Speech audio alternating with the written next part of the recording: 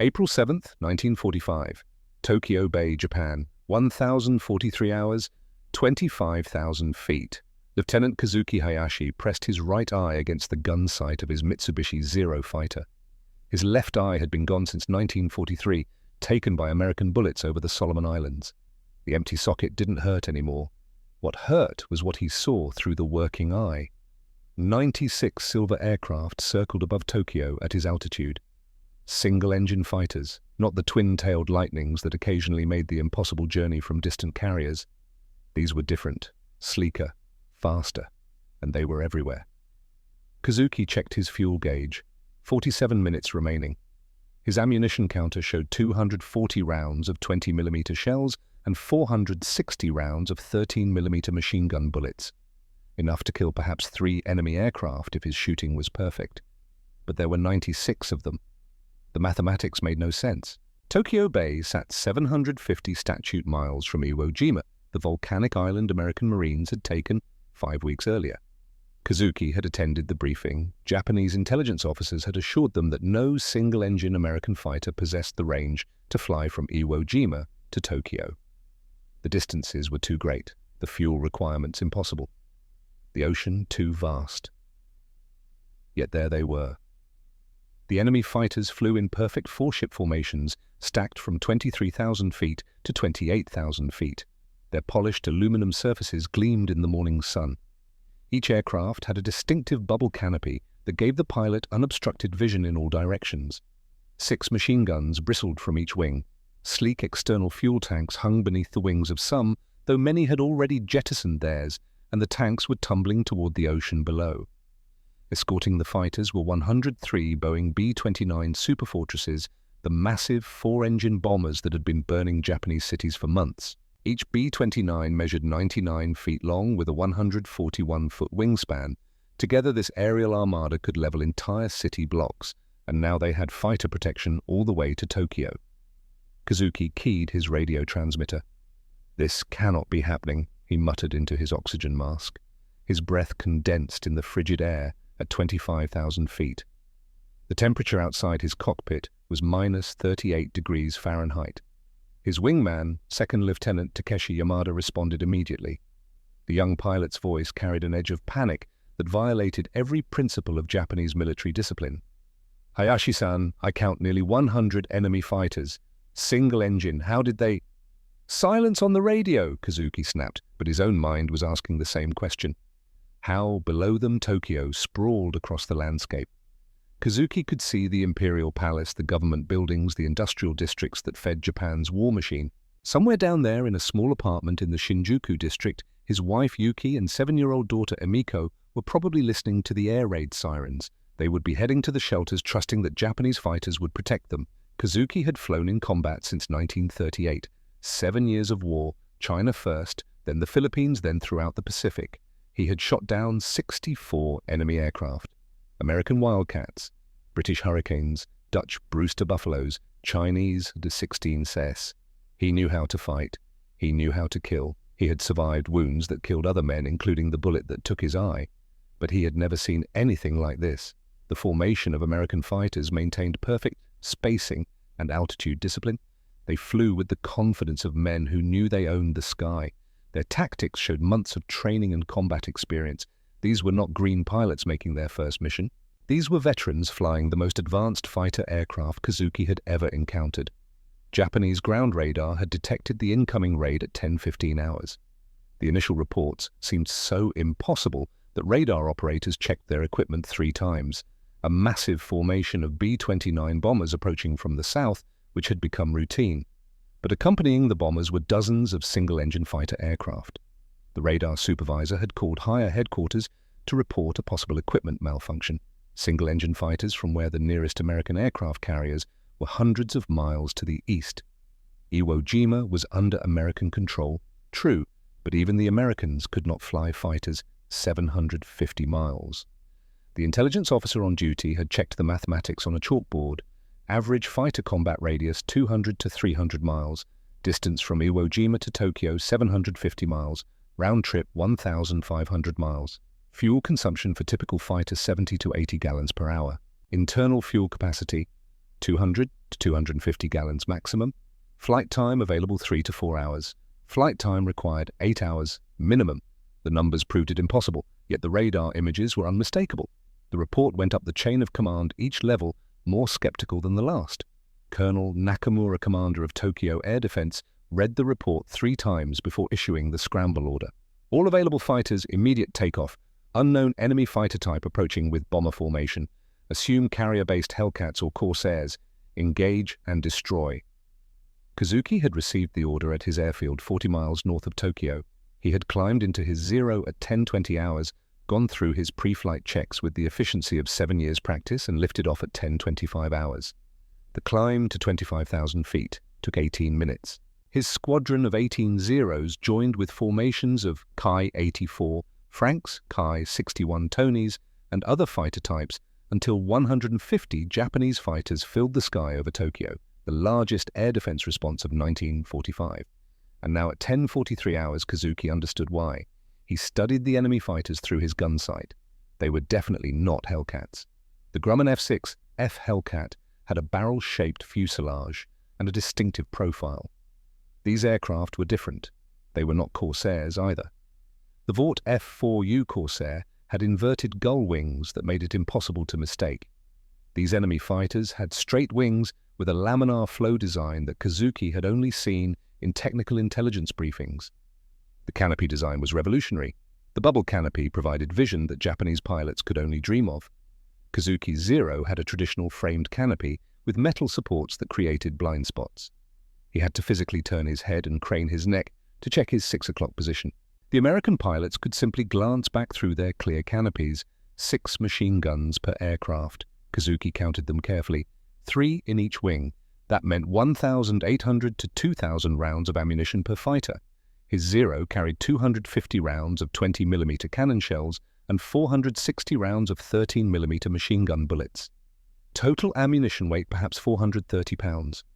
The American fighters carried 850 pounds of ammunition or more, but the most disturbing feature was the speed. Kazuki watched one of the enemy fighters break from formation to investigate a lone Japanese Ki-43 Oscar that had climbed too aggressively. The American pilot rolled inverted, pulled through into a dive and accelerated after the Oscar. Within 5 seconds, the enemy fighter had closed from 1,000 yards to 400 yards. The American pilot fired a 2-second burst. The Oscar's wing separated from the fuselage. The Japanese pilot never had time to bail out. The American fighter then pulled up into a zoom climb, trading speed for altitude, and rejoined his formation at 25,000 feet. The entire engagement took 12 seconds. Kazuki's Zero could not have accelerated that quickly, even in a dive, even with full throttle. The speed differential was staggering. Colonel Nakamura's voice crackled over the radio. "All fighters, this is Dragon Leader. Enemy fighters have been identified as new American type, designation unknown. Exercise extreme caution. Use altitude advantage to dive and extend. Do not attempt turning engagements until we understand their performance." Too late for that, Kazuki thought. 3 Japanese fighters were already burning as they fell toward Tokyo below. He scanned the sky and counted the enemy aircraft again. 96 fighters, perhaps more he couldn't see. Against 150 Japanese fighters, the numbers seemed reasonable, but numbers meant nothing if the quality gap was too wide. Kazuki had learned that lesson in 1943. The memory came unbidden. Solomon Islands, August 1943. His squadron of Zeros had intercepted a formation of American bombers escorted by P-38 Lightnings. The Zeros had been confident. The Zero was the finest fighter in the Pacific. Japanese pilots were the best trained in the world. They would sweep the Americans from the sky. Then the P-38s had demonstrated their twin-engine power and their ability to dive away from any engagement. Kazuki's squadron had shot down 2 P-38s, but lost 11 Zeros. He had taken a .50 caliber bullet through his canopy that shattered the metal frame, drove fragments into his right eye, and continued through the headrest behind him. The pain had been indescribable. Blood filled his oxygen mask. He could not see, could not breathe, could not think. Somehow he had landed the Zero at his base. The medical officer said he would never fly again. Kazuki had proven him wrong through sheer determination and 6 months of practice learning to fly with one eye. But the lesson remained. American aircraft were getting better. Japanese aircraft were not. Now in April 1945, that gap had become a chasm. Kazuki checked his fuel gauge again. 43 minutes remaining. He had been airborne for 23 minutes. Combat would burn fuel faster than cruising flight. He had perhaps 30 minutes of fighting time before he would need to break off and return to base. The American fighters had apparently flown for 3 hours to reach Tokyo. They had fuel for combat. They had fuel for the 3-hour return flight. They had margin for emergency. The fuel capacity required for such a mission defied everything Kazuki knew about fighter aircraft design. His Zero carried 139 gallons of fuel in wing tanks and 34 gallons in a fuselage tank, total 173 gallons. At cruise power, his Nakajima Sakai engine consumed approximately 35 gallons per hour, maximum endurance 5 hours, maximum range perhaps 100 miles if he flew perfectly and landed with dry tanks. But the Americans had flown 750 miles, would fight for 30 to 90 minutes and would fly 750 miles back. That required 1,500 miles of range plus combat reserve, at least 1,700 miles total capability. Impossible, unless... Kazuki looked again at the external fuel tanks he had seen earlier. Drop tanks, the Americans called them drop tanks, expendable fuel containers that could be jettisoned before combat. Japanese aircraft had drop tanks too, but they were crude, poorly manufactured and in desperately short supply. American drop tanks appeared to be precision-built aluminum containers that could carry hundreds of gallons of additional fuel. The mathematics suddenly made terrible sense. Internal fuel perhaps 250 gallons, external fuel perhaps 200 to 300 gallons more. Total capacity 500 to 550 gallons. At economical cruise settings, consuming 60 to 70 gallons per hour, endurance would be 7 to 9 hours, more than enough for the mission. American industrial capacity had solved the impossible equation. Kazuki felt something cold settle in his stomach that had nothing to do with the temperature at altitude. If the Americans could fly fighters 750 miles to Tokyo, then there was no safe airspace left over Japan. Every city, every airfield, every factory was now within range of American fighter attack. The defensive perimeter that Japanese military planners had assured their forces would protect the homeland had just been shattered. His daughter's face flashed in his mind. Emiko, 7 years old, with her mother's eyes and her father's stubborn determination. Last night, she had asked him if the Americans would ever reach Tokyo. No, sweetheart. He had lied. They can't reach us. We're safe. The lie burned now worse than the wound that had taken his eye. The voice of Colonel Nakamura broke through Kazuki's thoughts. All Dragon flights, we are cleared to engage. Fighter division will attack from altitude. Bomber division will target the B-29s. Execute on my mark. 3, 2, 1. Mark. Kazuki pushed his stick forward and dropped the nose of his Zero. Altitude advantage was everything in aerial combat. Height equaled speed in a dive. Speed equaled energy. Energy equaled life. He selected a target.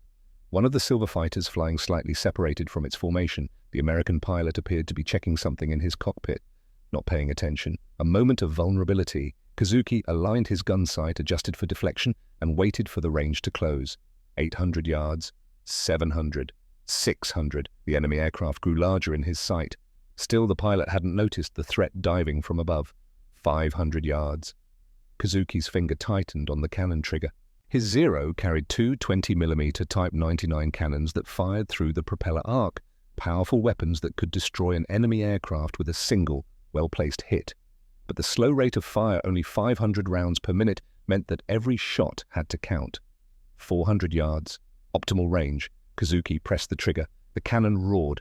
The Zero shuddered as both guns fired 8 rounds in a 2-second burst. Bright orange tracers arced through the sky toward the target, and missed. The American pilot had seen him at the last instant. A slight turn to the left, a gentle push forward on the stick. The enemy fighter dropped 20 feet and accelerated. The 20mm shells passed through empty air where the target had been 1 second earlier. Kazuki fired again, another 8-round burst, his remaining ammunition 234 rounds of 20mm shells. The American aircraft rolled right and accelerated harder. Kazuki pushed his throttle to the stops. His Nakajima Sakai engine was already at maximum power. The Zero should have been accelerating, closing the distance, bringing his guns to bear. Instead, the gap widened. The enemy fighter pulled away as if Kazuki's Zero was standing still. Kazuki's airspeed indicator showed 380 miles per hour in the dive, the fastest his Zero could fly. The enemy aircraft was pulling away from him at 380 miles per hour, which meant the American fighter was flying faster than 400 miles per hour, perhaps 420, perhaps more. The speed differential was not 20 or 30 miles per hour, it was 40 to 50 miles per hour. In aerial combat, that gap was the difference between life and death. The faster aircraft could engage or disengage at will. The slower aircraft was trapped, forced to accept combat on the enemy's terms, or run and hope for clouds or friendly cover. Kazuki had no clouds, no friendly cover that could help, just empty sky and an enemy he could not catch. He pulled back on the stick and climbed back toward 23,000 feet. His fuel gauge showed 38 minutes remaining. He had burned 5 minutes of fuel on one unsuccessful attack. The reality of the situation crystallized with brutal clarity. Japan's fighter defense was obsolete. Not inferior, not disadvantaged, obsolete. The enemy fighters were so much faster that Japanese pilots could not force an engagement unless the Americans chose to fight. And if the Americans chose to fight, they could attack with impunity, from above dive through Japanese formations at speeds Japanese fighters could not match and extend away before any countermeasures could be taken. The Mitsubishi Zero had ruled the Pacific skies in 1941 and 1942. Kazuki had flown that domination, killing Chinese and American and British pilots who simply could not match the Zero's maneuverability and range. But the Zero was a 1940 design. It was now 1945. 5 years in wartime aircraft development might as well be 50 years in peacetime. And the Americans had spent those 5 years building better fighters. Across the sky over Tokyo, the same scene repeated itself dozens of times. Japanese pilots dove on American fighters. American pilots saw the attacks, made slight adjustments, and accelerated away. A few Japanese pilots got lucky and scored hits. Most fired and missed and watched in frustration as their targets escaped. The American fighters did not dogfight. They did not turn with the Zeros and try to outturn them. They used speed and power to dictate every engagement. They dove from altitude, fired precise bursts from their 6 machine guns, and climbed back to altitude before the Japanese fighters could respond. Captain James Barrett of the 78th Fighter Squadron executed the tactic to perfection. He was flying a North American P-51D Mustang tail number 44-1415, one-armed with 6 Browning M2.50 caliber machine guns and 1,880 rounds of ammunition. His Packard Merlin Hive 16507 engine produced 1,695 horsepower at war emergency power. His aircraft weighed 11,600 pounds fully loaded and could reach 437 miles per hour at 25,000 feet. Barrett spotted 3 Zeros flying in a loose V formation at 15,000 feet, 8,000 feet below his position. He rolled inverted, pulled through into a steep dive and let gravity and power accelerate his Mustang to 450 miles per hour. The Zero pilots saw him coming. They turned hard left, trying to force a turning fight where their superior maneuverability would give them advantage. Barrett ignored the turn. He adjusted his dive angle slightly, aligned his gun sight on the trailing Zero, and opened fire at 400 yards. His 6.50 caliber machine guns fired at a combined rate of 5,000 rounds per minute. A 2-second burst put 160 rounds into the air. 23 of those rounds hit the Zero's left wing and engine. The wing structure failed. The engine exploded. The Zero disintegrated. Barrett did not watch it fall. He was already pulling back on his stick, using his speed to climb back to 22,000 feet. His Mustang climbed at 3,400 feet per minute. The surviving Zeros could climb at 2,900 feet per minute. They could not follow. Barrett rolled level at 22,000 feet, checked his fuel, still had 310 gallons remaining, plenty for combat, and the flight home, and scanned for more targets. The 2 surviving Zeros were still at 15,000 feet, circling warily, not daring to climb into the Mustangs above them. Barrett smiled behind his oxygen mask. This was the tactical advantage Major Daniel Cross had drilled into them during training. Never turn with a Zero, never slow down, use speed and power to control the engagement. Attack from above, fire and extend, climb and reposition. Attack again. The Zeros had no answer for it. At 11:15 hours, 15 minutes after the first contact, the air battle over Tokyo was producing results that would shock Japanese military leadership. American fighter pilots had claimed 21 Japanese aircraft destroyed, 1 probable, and 5 damaged. Japanese anti-aircraft fire and desperate fighter attacks had managed to shoot down two P-51 Mustangs. One additional American pilot had to bail out when his aircraft suffered catastrophic mechanical failure over Tokyo Bay. He would be captured and spend the last 4 months of the war as a prisoner. The exchange ratio was devastating. More than 10 Japanese aircraft lost for every American fighter shot down. But the statistics that truly mattered were about the bombers. Only 3 B-29 superfortresses had been lost to enemy action. For an unescorted raid, typical losses ran 8 to 12 bombers. The fighter escort had cut losses by 2/3. The 103 B-29s dropped 613 tons of incendiary bombs on Tokyo's industrial districts. Fires burned across 15 square miles of the city. The bombing accuracy was significantly better than previous high-altitude raids because the bombers could fly lower with fighter protection. And through it all, 94 P-51 Mustangs maintained station, protecting their charges, destroying any Japanese fighter that dared approach. Kazuki watched the bombs fall on his city. He had 31 minutes of fuel remaining, ammunition 218 rounds of 20mm shells, 420 rounds of 13mm bullets. He had fired at 4 different enemy aircraft. He had scored no hits. He had not even forced a single enemy fighter to break formation. Around him, the remnants of the Japanese fighter force circled helplessly. They were outnumbered, outperformed, and burning through their limited fuel supplies while the enemy operated with apparent impunity. The radio chatter told the story. "I hit him twice and he kept flying. How are they absorbing that much damage? I can't catch them. Full throttle and they're pulling away. Dragon 3 is down. Dragon 5 is down. Dragon 11 is burning." Colonel Nakamura's voice cut through the chaos. "All Dragon flights disengage. Return to base. We cannot sustain these losses." The order to retreat. Unprecedented in Kazuki's experience. Japanese fighters did not retreat. They fought until victory or death. But Nakamura was right. To continue fighting would accomplish nothing except the destruction of Japan's already depleted fighter force. Kazuki turned south toward his airfield. His wingman, Lieutenant Yamada, formed up on his right wing. Yamada was 22 years old. He had been flying for 6 months. This was his 3rd combat mission. The young pilot's hands were shaking on his control stick. Kazuki could see the tremors even from 50 feet away. "Steady, Yamada," Kazuki transmitted. "You survived. That is enough for today." "Hayashi-san!" Yamada's voice broke. "How do we fight them? They're too fast, too well-armed, too many." Kazuki had no answer. The question was valid and terrible and unanswerable. He flew south in silence, watching his fuel gauge count down. 26 minutes? 23? 19? The Nakajima engine ran smoothly, the familiar vibration transmitted through the airframe into his body. He had flown this aircraft for 8 months. He knew every quirk and characteristic. The slight pull to the left that required constant right rudder pressure.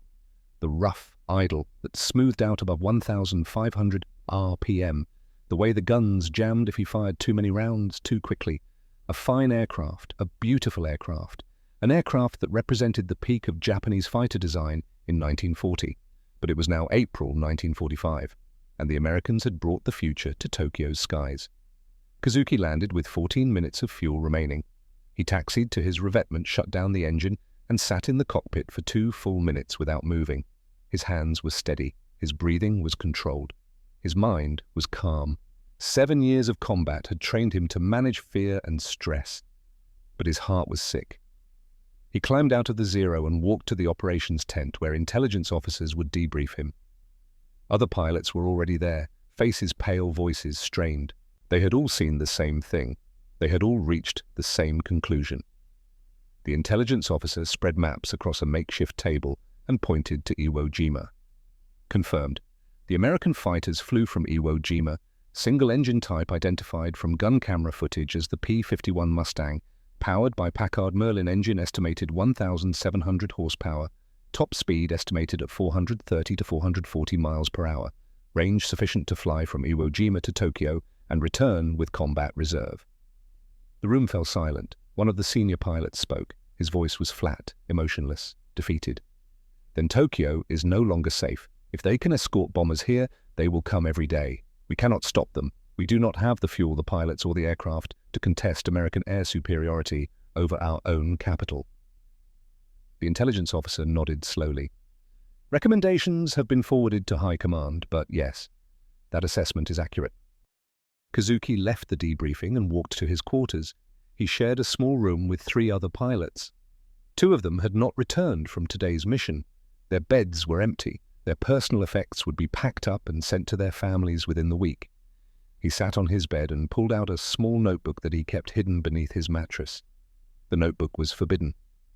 Pilots were not supposed to keep personal journals. The risk of capture and intelligence compromise was too great. But Kazuki had kept this journal since 1941, and he would not stop now. He opened to a blank page and began to write. April 7th, 1945. Tokyo. Today I saw the future, and it belongs to America. Their new fighter, the Mustang, is superior to our Zero in every measurable way except low-speed maneuverability. And their tactics prevent us from exploiting that single advantage. They are faster, they have more powerful engines, superior firepower, better radios, and most critically they have unlimited range with their drop tank system. We are defending our homeland with aircraft designed 5 years ago.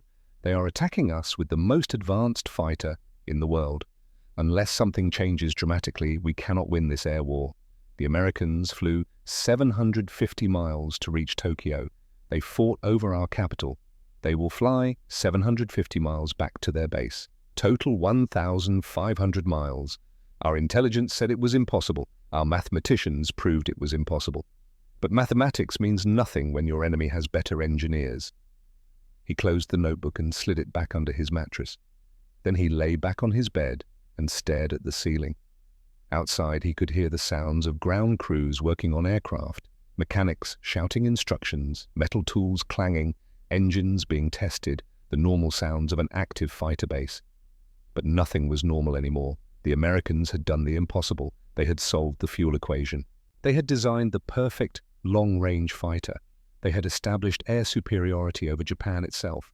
And Kazuki knew with the certainty of 7 years combat experience that this was just the beginning. The flight back to Iwo Jima tested the American pilots as much as the combat had. Captain Robert Mitchell, callsign Ghost, watched his fuel gauge with obsessive attention. He was flying P-51 detail number 44-13579. His Packard Merlin engine had run flawlessly for 7 hours. But the hairline crack in his auxiliary fuel tank had been weeping fuel since hour 2. The maintenance chief had found the crack during the final pre-flight inspection. The chief had looked at Mitchell and said, "We can patch it, but it's going to seep, maybe 3 to 5 gallons per hour, maybe more if the vibration widens the crack." Mitchell had made a decision. Patch it. I'm not missing this mission. Major Daniel Cross had been standing nearby. He had heard the exchange. He had said nothing. But his eyes had met Mitchell's, and the message was clear. Your choice. Your risk. Your responsibility. Now at hour 7 of the mission, Mitchell's choice was coming due. His fuel gauge showed 18 gallons remaining. The distance to Iwo Jima, 15 nautical miles. At his current airspeed of 250 miles per hour, he needed 3.6 minutes of flying time to reach the island. His engine was consuming fuel at a rate of 70 gallons per hour normally, but the leak was now pouring fuel at approximately 12 gallons per hour. Combined consumption, 82 gallons per hour or 1.37 gallons per minute. 18 gallons divided by 1.37 gallons per minute equaled 13 minutes of fuel remaining. 13 minutes of fuel, 3.6 minutes of flying time needed, margin 9.4 minutes, but those numbers assumed everything went perfectly. No headwinds, no need to maneuver, no engine problems, no diverted landing pattern if another aircraft was on the runway when he arrived. Mitchell did the next calculation. If his engine quit right now, could he glide to Iwo Jima current altitude 8,000 feet? The P-51D had a glide ratio of approximately 10 to 1. For every foot of altitude, he could glide 10 feet horizontally. 8,000 feet of altitude could be converted into 80,000 feet of horizontal distance. 80,000 feet divided by 5,280 feet per mile equaled 15.15 miles, current distance to runway 15 miles. The math was merciless and precise. He could glide to the runway if his engine quit right now, but not if it quit in 5 minutes or 10 minutes. The margin was vanishing. Mitchell checked his airspeed, 180 miles per hour, the optimal glide speed. His altitude descending through 7,800 feet. The volcanic black ash of Iwo Jima was visible ahead, growing larger. 12 miles to go. Fuel gauge 16 gallons, 10 miles to go. Fuel gauge 14 gallons, 8 miles to go. Fuel gauge 11 gallons. His engine coughed, just once. a momentary hesitation in the smooth roar of the Packard Merlin. Then it smoothed out and continued running. Mitchell's hands tightened on the control stick. His fuel gauge showed 8 gallons. The needle was bouncing now, indicating fuel starvation. The engine would quit within minutes. Distance to runway, 7.2 miles. His engine coughed again. This time it didn't smooth out. The coughing became a sputter. The propeller began to windmill as the engine lost power. And then silence. The Packard Merlin, the 516507, which had run perfectly for 7 hours and 17 minutes, quit. Out of fuel, dead stick. Mitchell's hands moved through the emergency procedures with practiced precision. Airspeed maintain 180 miles per hour. Trim, adjust for best glide. Propeller full forward to reduce drag. Mixture, idle cutoff. Magnetos off. Fuel selector off. The only sound was the wind whistling past his canopy and the propeller windmilling uselessly. Distance to runway 7.2 miles. Altitude 8,000 feet. Glide ratio 10:1. Maximum glide distance 15.15 miles. The mathematics said he would make it, just barely, with zero margin for error. Mitchell established his glide, trimmed the aircraft perfectly, and began a shallow descent toward Iwo Jima. The black volcanic island grew larger. He could see the runways now, could see other P-51s in the landing pattern, could see the crash trucks and emergency vehicles that always stood by during flight operations. Altitude 6,000 feet, distance 4 miles. Glide ratio still good, still on profile. Altitude 4,000 feet, distance 2 miles. He would make it to the field. The question was whether he would make it to the runway or land short in the volcanic ash and wreck the aircraft. Altitude 2,000 feet, distance 1 mile. Mitchell lined up with the runway. No power, no engine, just altitude and airspeed and the aerodynamic perfection of the P-51's laminar flow wing. Altitude 500 feet, distance 1/4 mile. The runway threshold passed beneath him. He was going to make it. Mitchell held his glide speed until the last possible moment, then pulled back gently on the stick to flare. The Mustang settled onto the runway in a perfect 3-point landing. The tail wheel touched first, then the main gear. He rolled for 2,000 feet before friction brought the aircraft to a stop. 0 fuel remaining, 0 altitude to spare, 0 margin of error. He sat in the cockpit for 10 seconds, hands trembling now that the crisis was over. Then he popped the canopy open and climbed out onto the wing. Major Cross was already running toward the aircraft. Behind him, ground crew members were sprinting across the volcanic ash. Cross stopped 20 feet from the P-51 and looked at Mitchell. Then he looked at the fuel gauge visible through the open canopy. Then he looked back at Mitchell. "You had a crack in your tank and didn't report it." Mitchell nodded. "Yes, sir." "Why?" "Didn't want to miss history, sir." Cross was silent for 5 seconds. When he spoke, his voice was level but hard. "You made it. That's what counts, but never again, Ghost. You pull something like that again, and I will ground you permanently. Understood?" "Yes, sir." Cross turned and walked back toward the operations tent. Mitchell watched him go, then looked at his P-51. The aircraft that had carried him 1,500 miles on fuel that should have run out 50 miles ago. American engineering, American manufacturing, American quality control. The aircraft had performed flawlessly, even with a damaged fuel tank. The engine had run perfectly until the last drop of fuel was consumed. The glide performance had been exactly what the manual predicted. Mitchell realized something in that moment. The P-51 Mustang was not just a good fighter. It was the finest integration of engine, airframe, and systems that any nation had ever produced. It was what happened when unlimited industrial capacity focused on a single goal: build the best, and they had succeeded. He climbed down from the wing and walked toward the debriefing tent. Behind him, ground crew members were already examining his aircraft, documenting the fuel tank crack, preparing the maintenance report. Ahead of him, the rest of the squadron was gathering to share stories of the mission. The impossible mission. The 750-mile mission that Japanese intelligence had declared impossible. They had flown to Tokyo. They had fought over the Japanese capital. They had escorted the bombers and protected them from the desperate attacks of outclassed Japanese fighters. And they had flown home. 96 P-51 Mustangs had launched from Iwo Jima that morning. 93 had returned. One was a dead stick landing with 0 fuel. But 93 had returned. The The mathematics of impossibility had been rewritten by American engineers who refused to accept limitations. And every Japanese pilot who had witnessed those silver fighters circling over Tokyo now understood a fundamental truth: Japan's defensive strategy was broken. The home islands were no longer safe. American air superiority was absolute. The war was not over, but its outcome was no longer in doubt.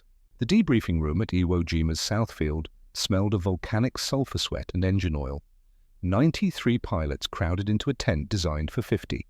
Some sat on folding chairs. Others stood against the canvas walls. A few sat on the dirt floor, too exhausted to care about comfort. Major Daniel Cross stood at the front beside a large map of Japan. Red marks indicated the route flown. Blue marks showed the combat area over Tokyo Bay. Black marks represented aircraft losses. Gentlemen, Cross began, today you accomplished something that will be studied in military academies for the next 100 years. You flew single-engine fighters 750 miles over open ocean. You engaged and defeated a numerically superior enemy force. You protected 103 heavy bombers with a loss rate of less than 3%. And you returned home. He paused and looked at Captain Robert Mitchell, who stood near the back of the tent.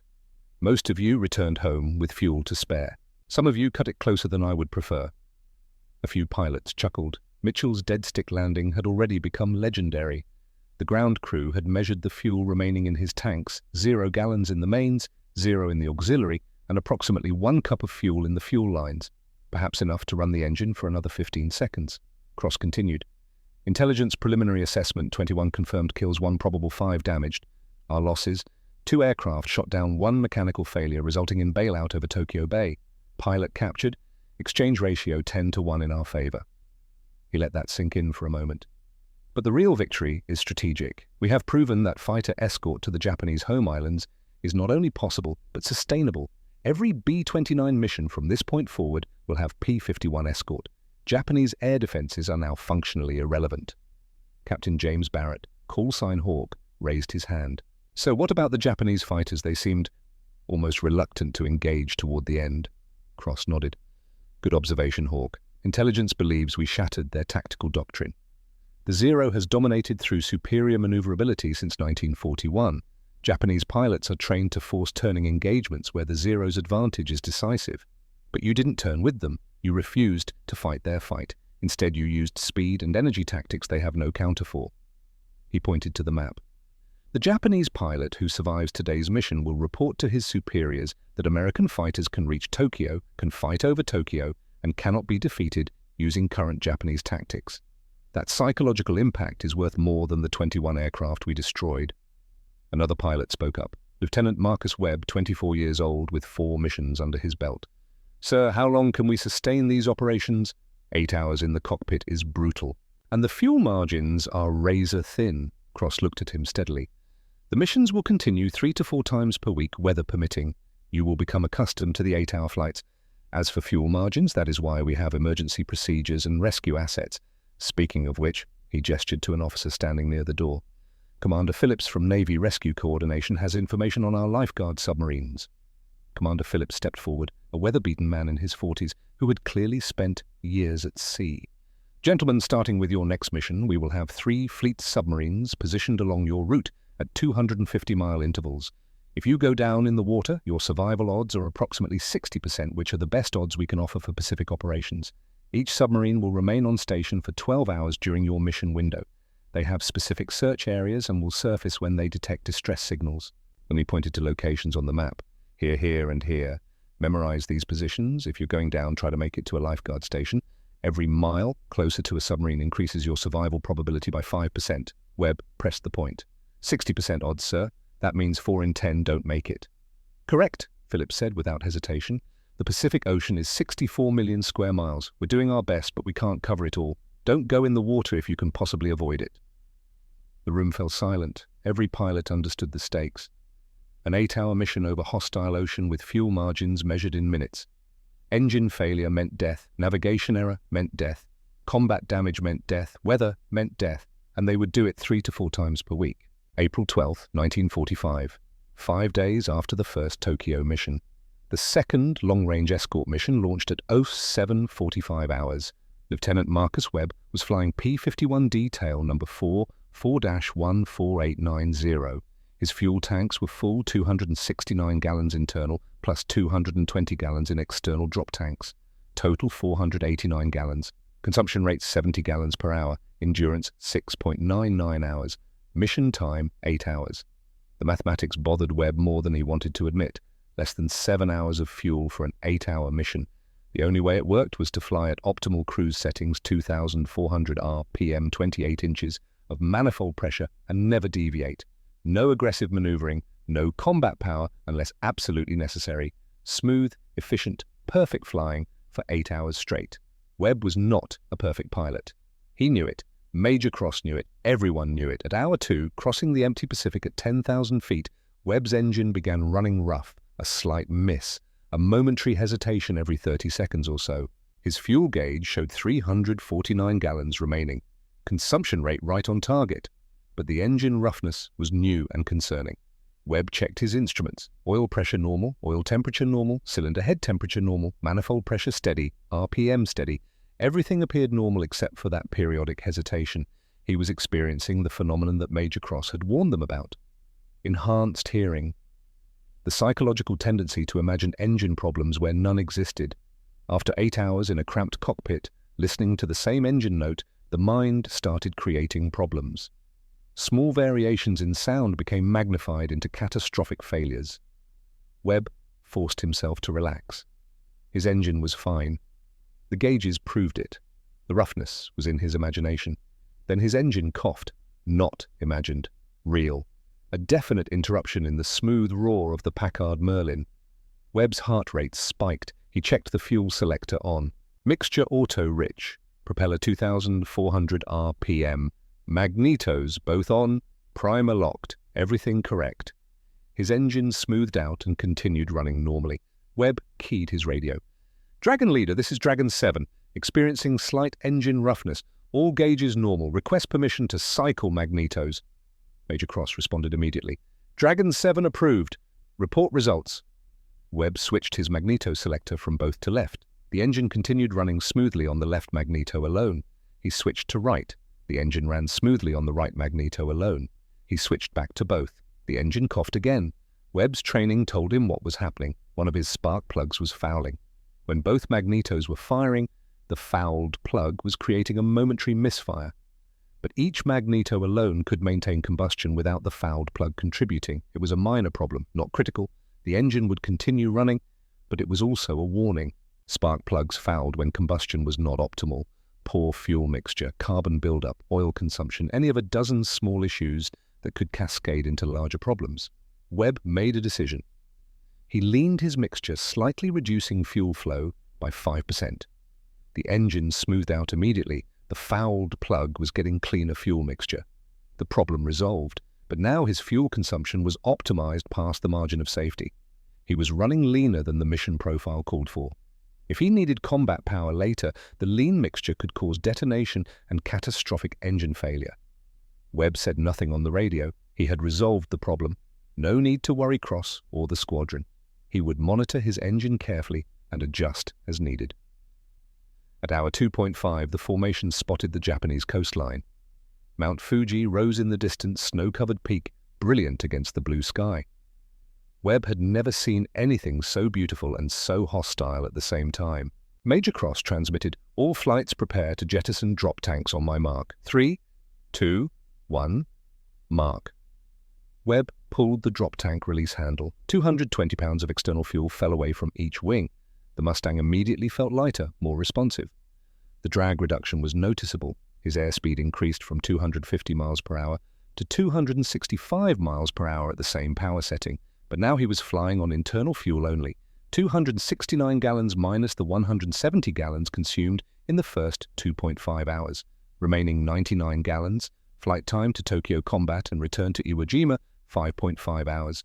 Fuel needed 385 gallons at normal consumption, but less, with the reduced drag from jettisoned tanks. Webb did the mathematics in his head. He needed 62 gallons per hour for the remaining 5.5 hours. That required 341 gallons. He had 99 gallons plus whatever fuel efficiency he gained from the clean configuration. The numbers did not work. Unless the drag reduction saved him more than 15% fuel consumption, he would run out of fuel 30 miles short of Iwo Jima. Webb's hands started shaking on the control stick. He forced them steady. He had made his choice when he leaned the mixture. Now he would live with the consequences. The formation linked up with the B-29 bombers 20 miles south of Tokyo, 107 heavy bombers stacked from 15,000 to 22,000 feet. The P-51s took up escort positions in a combat spread flights of 4, covering different altitude bands and sectors. Webb was flying in the high cover section at 26,000 feet. His job was to intercept any Japanese fighters attempting to dive on the bombers from above. At 11:25 hours, Japanese fighters appeared. Webb counted them quickly, approximately 60 aircraft. Zeros mostly, but also some inline engine fighters he did not recognize. They were climbing from the west, trying to gain altitude advantage. Major Cross's voice crackled over the radio. All Dragon flights, bandits, 11 o'clock high climbing. Estimate 60 plus. High cover engage and break up their formation. Middle cover maintain position on bombers. Low cover watch for leakers coming up from below. Webb pushed his throttle forward to combat power. His Packard Merlin responded instantly, power surging from 1,695 horsepower to 1,850 horsepower at war emergency settings. His airspeed increased rapidly, 280 miles per hour, 320, 360, 400. His fuel consumption increased proportionally. At combat power, his engine was burning 120 gallons per hour. He had perhaps 20 minutes of combat power available before his fuel situation became critical. The Japanese fighters continued climbing. They were at 23,000 feet now. Webb was at 26,000 feet with his flight of 4 Mustangs. The altitude advantage belonged to the Americans. Webb's flight leader, Captain Thomas Grant, transmitted, "Dragon 8 flight, we're going in. Standard boom and zoom. 1 pass, extend, climb, repeat. Do not turn with them." The 4 Mustangs rolled inverted and pulled through into steep dives. Webb's airspeed built rapidly, 420 miles per hour, 440, 460. He selected a 0 that was flying slightly ahead of the main formation. The Japanese pilot probably thought his position was safe. He was wrong. Webb aligned his gun sight, adjusted for deflection, and waited for the range to close. His 6.50 caliber machine guns were charged and ready. Each gun held between 270 and 400 rounds depending on position. Total ammunition 1,880 rounds. Rate of fire 800 rounds per minute per gun. Combined rate 4,800 rounds per minute. At 600 yards, Webb pressed the trigger. The Mustang shuddered as all 6 guns fired simultaneously. The sound was like tearing canvas, magnified 1,000 times. Bright tracers arced toward the target and missed. Webb had misjudged the deflection angle. His rounds passed behind the Zero's tail. The Japanese pilot saw the tracers and reacted instantly. He snap-rolled left and pulled hard, entering a tight descending turn. The Zero's legendary maneuverability was on full display. The turn radius was impossibly tight. Webb's training took over. Do not follow, do not turn with a 0. Use speed to extend. He pushed his stick forward, maintaining his dive, accelerating past 480 miles per hour. The 0 disappeared behind him, unable to follow at that speed. Webb pulled back on the stick and began a zoom climb, trading speed for altitude. His Mustang climbed like a rocket, 3,000 feet per minute, 4,000. The altimeter unwound rapidly, 24,000 feet, 25,000, 26,000, 27,000. The 0 that had tried to engage him was still at 23,000 feet, climbing desperately, but unable to match the Mustang's climb rate. Webb rolled level at 27,000 feet and looked for his flight. Captain Grant had destroyed 1 0 and was climbing back to altitude. The other 2 pilots were engaging separate targets. Webb's fuel gauge showed 61 gallons remaining. He had been at combat power for 6 minutes. His lean mixture setting was helping, but not enough. He was burning fuel faster than planned. Time in combat 6 minutes, fuel consumed 18 gallons. Fuel remaining 61 gallons. Distance to Iwo Jima 780 miles. Flight time approximately 3 hours. Fuel needed 180 gallons at cruise power. Webb had 61 gallons. He needed 180 gallons. The deficit was catastrophic. He keyed his radio. "Dragon leader, this is Dragon 7. Fuel state critical. Request permission to depart early." Major Cross responded. "Dragon 7 approved. Make best speed to Iwo Jima. Report position every 30 minutes. Lifeguard submarines are monitoring this frequency." Webb acknowledged and turned south. Behind him, the air battle over Tokyo continued. He had fired 1 burst, scored no hits, and used 18 gallons of irreplaceable fuel. Now came the mathematics of survival. Webb climbed to 28,000 feet for maximum fuel efficiency. At that altitude, the air was thin enough to reduce drag significantly. His Packard Merlin engine, equipped with a two-stage supercharger, could maintain cruise power at altitude where Japanese fighters would struggle. He set his power to absolute minimum cruise, 2,000 RPM, 22 inches of manifold pressure. Mixture leaned aggressively to the ragged edge of acceptable combustion. His airspeed settled at 210 miles per hour. Fuel consumption at these settings 52 gallons per hour. Better than the planned 62 gallons per hour, but still not enough. Webb did the mathematics again. Fuel remaining 61 gallons. Consumption rate 52 gallons per hour. Endurance 1.17 hours or 70 minutes. Distance at 210 miles per hour in 70 minutes, 245 miles. He was 780 miles from Iwo Jima.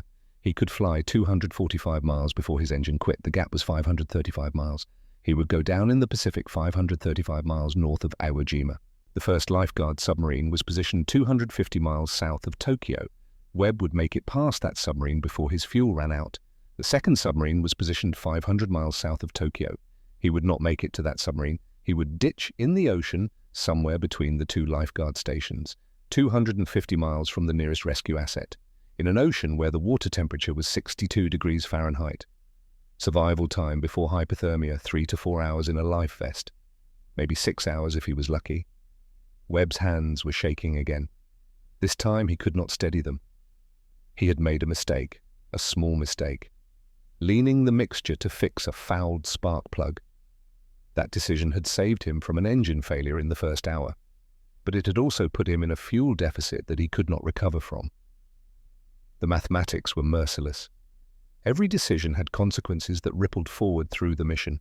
Lean the mixture too much and you burn less fuel but risk engine damage. Leave the mixture rich and you burn more fuel but maintain engine safety margins. There was no perfect answer, just trade-offs and compromises and hope that your calculations were correct. Webb had calculated incorrectly. Now he would pay the price. At hour 4 of his flight, Webb's fuel gauge showed 38 gallons remaining. He had passed the first lifeguard submarine position 30 minutes earlier. He was now 450 miles from Iwo Jima and running out of options. He transmitted his position. Any lifeguard station, this is Dragon 7. Position 170 miles north of lifeguard station 2. Fuel critical. Estimate engine failure in 45 minutes. Request homing guidance. A new voice came over the radio. Calm, professional, with the distinctive drawl of a southern accent. Dragon 7, this is lifeguard 2. We copy your position. We are submerging and proceeding north at flank speed. Estimate we can close to within 90 miles of your projected ditching position. Surface rescue assets are being scrambled from Iwo Jima. They will reach you approximately 3 hours after ditching. You need to survive in the water for 3 hours. Acknowledge. Webb's voice was steady, despite the fear. Lifeguard 2 Dragon 7 acknowledges. We'll survive 3 hours. Over.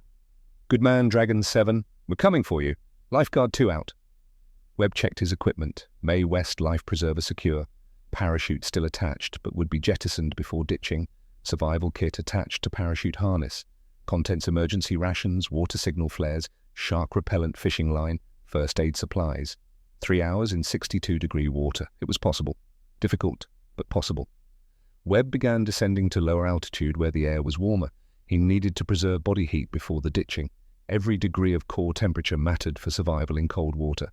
At 10,000 feet, Webb's engine coughed. His fuel gauge showed 11 gallons. The engine smoothed out and continued running, but the warning was clear. Minutes remaining, not hours. Distance to Iwo Jima, 380 miles. Webb switched his fuel selector to the auxiliary tank, hoping to scavenge a few additional gallons from fuel lines and unused tank capacity. The engine ran smoothly for another 3 minutes. Then it coughed again. And again, the coughing became continuous. The propeller began to windmill as the engine lost power. Webb's hands moved through the ditching checklist. Canopy jettisoned. The metal and glass canopy flew away in the slipstream. Wind blasted into the cockpit. Shoulder harness locked. Seatbelt tight. Radio transmit position. Lifeguard 2, this is Dragon 7. Engine failure. Ditching now. Position approximately 370 miles north-northwest of Iwo Jima. Ditching now. Dragon 7, Lifeguard 2 copies. We have your position. Help is coming. Good luck. Webb established his glide at 110 miles per hour, the optimal speed for ditching a P-51. Too fast and the impact would kill him. Too slow and the aircraft would stall and spin into the ocean. The Pacific stretched endlessly below, blue water in every direction, no ships, no land, just ocean.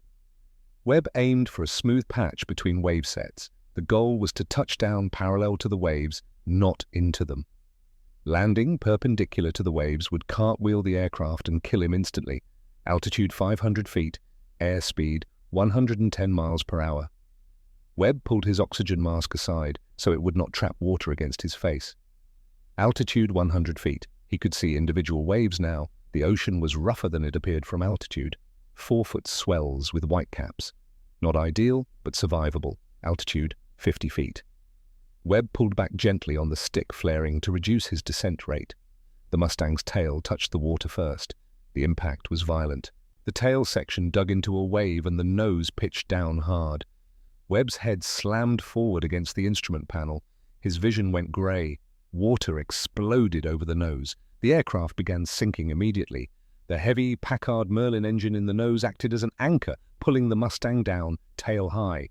Webb's training cut through the shock. Release seatbelt, now! He slapped the belt release. The belt fell away. He pushed himself up and out of the cockpit. His feet caught on something, the rudder pedals. He kicked free. The Mustang was vertical in the water, nose pointed straight down, sinking fast. Webb swam away from the aircraft as hard as he could. 3 strokes, 5 strokes, 10 strokes. He looked back. The tail of the Mustang was still visible, pointed at the sky like a tombstone. Then it slipped beneath the surface and was gone. Bubbles marked where it had been. Then even the bubbles stopped. Webb floated in the Pacific Ocean 370 miles from the nearest land. The water was shockingly cold. His flight suit was soaked. His life vest kept him afloat, but the cold was already leaching heat from his core. He pulled the signal flare from his survival kit and fired it into the sky. A brilliant red star shell arced upward and hung in the air for 30 seconds before falling into the ocean. If anyone was looking, they would see it. But the nearest rescue submarine was 90 miles south and submerged. The PBY Catalina rescue aircraft from Iwo Jima would not arrive for 3 hours. Webb was alone. He began the survival procedures. Inflate life vest fully. Check for injuries. His head was bleeding from the impact with the instrument panel, but the wound was not deep. Orient toward Iwo Jima, south-southeast. Begin swimming to maintain body heat. Kick feet. Move arms. Generate warmth through motion. The cold was insidious. It crept into his extremities first. His fingers went numb within 10 minutes. His feet lost feeling after 20 minutes. He could still move them, but he could not feel the movement. The ocean's swells lifted him up and dropped him down in an endless rhythm. Up and down, up and down. The horizon disappeared in the troughs and reappeared on the crests. The sky was blue. The water was blue. Everything was blue, except for the orange dye marker that leaked from his life vest, staining the water around him in a bright, fluorescent circle, visible from the air, if anyone was looking. Webb checked his watch. 30 minutes since ditching, 2.5 hours until rescue aircraft arrival. He could do this. He had to do this. His thoughts began to wander. The cold was affecting his brain. He thought about his girlfriend back in California. He had promised to marry her when the war ended. He thought about his mother, who had cried when he enlisted.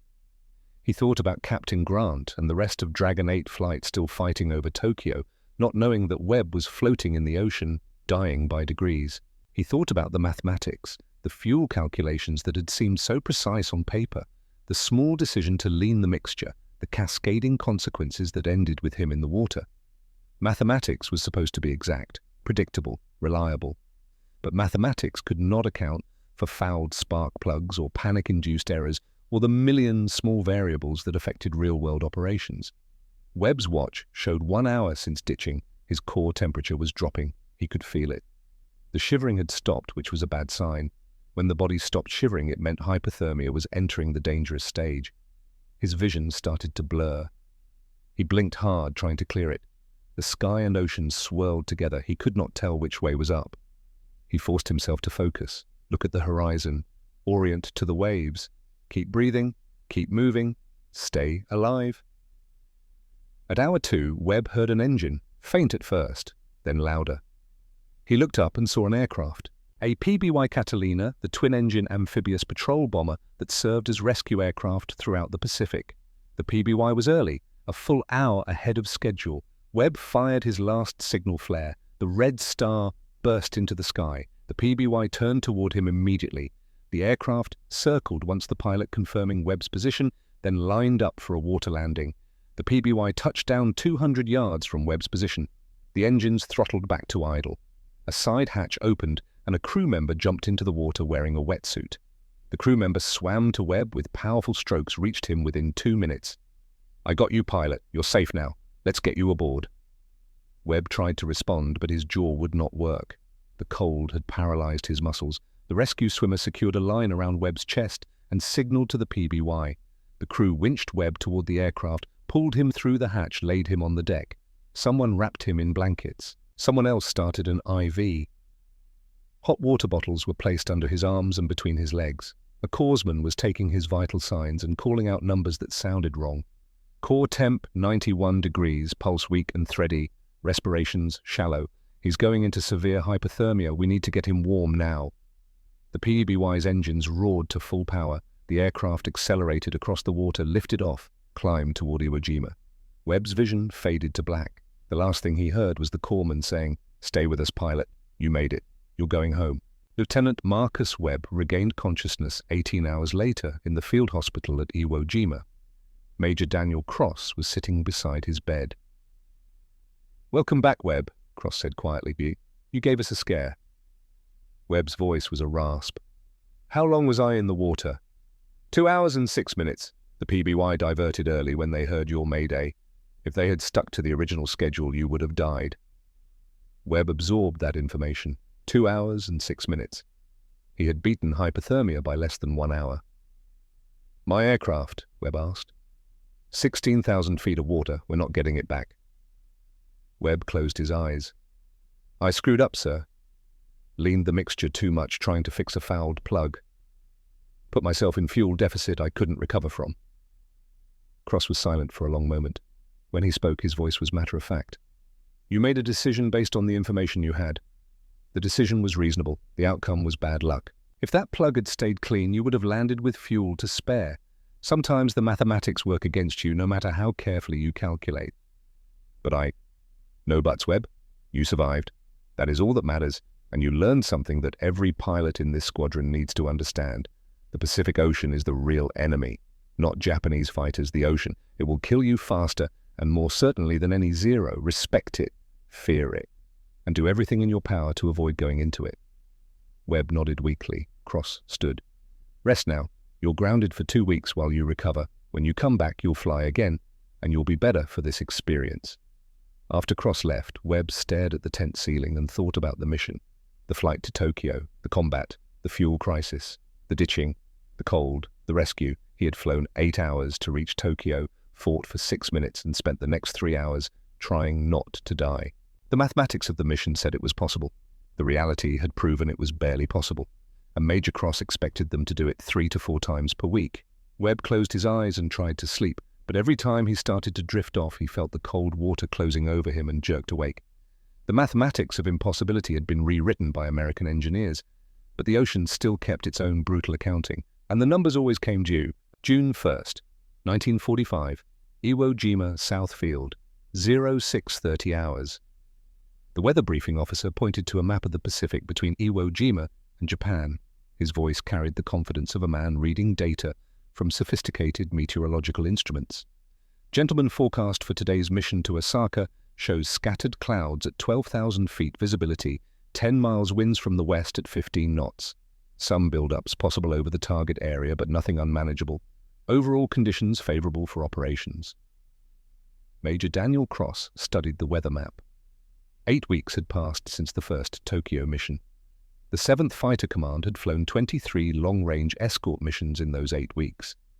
The P-51 Mustangs had become routine visitors to Japanese skies. The mathematics of fuel and range that had seemed so impossible in April were now standard procedure. But Cross had learned to distrust weather forecasts. The Pacific was vast and unpredictable. Weather systems developed with terrifying speed. What looked manageable at briefing could become lethal 3 hours into a mission. "What's the confidence level on this forecast?" Cross asked. The weather officer hesitated. "Sir, our instruments show current conditions. Forecast is based on pressure trends and historical patterns. Confidence level 70%, 70%, which meant 30% chance the forecast was wrong. Cross thought about the 148 P-51 Mustangs that would launch in 90 minutes.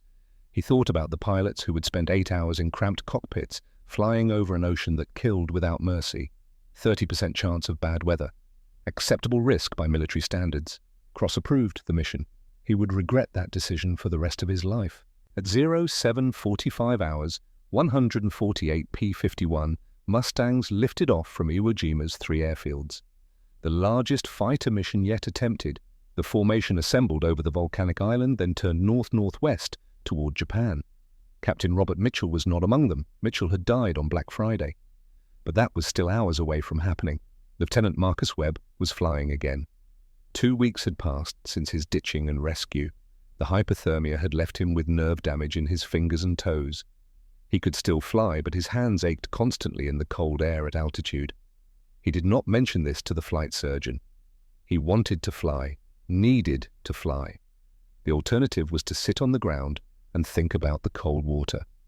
Captain James Barrett led a flight of 4 Mustangs in the high cover position. Barrett had 9 confirmed victories now, 3 more kills and he would be an ace, but the number of victories mattered less than it had in April. The Japanese were sending up fewer fighters. The ones that did fly seemed almost reluctant to engage. Barrett understood why. The exchange ratio had been devastating. In 8 weeks of operations, American P-51s had destroyed 127 Japanese aircraft in aerial combat. American losses, 18 fighters shot down by enemy action, 7-1.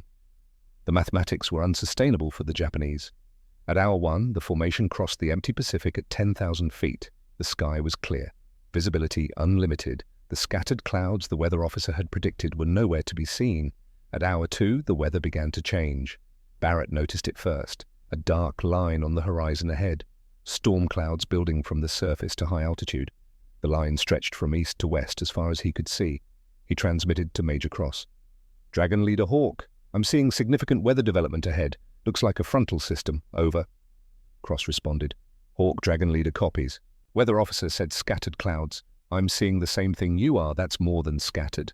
The formation continued north. The dark line grew larger. At 370 miles from Iwo Jima, the true scale of the weather system became apparent. It was not a line, it was a wall. Thunderstorms extending from sea level to 24,000 feet or higher. The tops of the storm cells disappeared into the stratosphere. Lightning flickered inside the clouds. The wall stretched across the entire horizon. There was no way around it. To divert east or west would add hundreds of miles to the mission. They did not have the fuel for that. The only options were to penetrate the storm or abort the mission. Major Cross made the decision that commanders have made throughout military history when faced with incomplete information and impossible choices. He chose to press on. "All Dragon flights, this is Dragon Leader. We're going through. Titan formation. Stay on instruments. We'll be in the clouds for 10 to 15 minutes maximum. Stay calm, stay on heading. We'll break out the other side." The formation entered the storm at 11:30 hours. The violence was immediate and absolute. Turbulence threw the Mustangs in every direction. Up, down, left, right. Barrett was slammed against his canopy with enough force to crack his helmet. His Mustang was ripped from 10,000 feet to 8,000 feet in 3 seconds, then thrown upward to 13,000 feet. The G-forces exceeded anything he had experienced in combat. Visibility 0.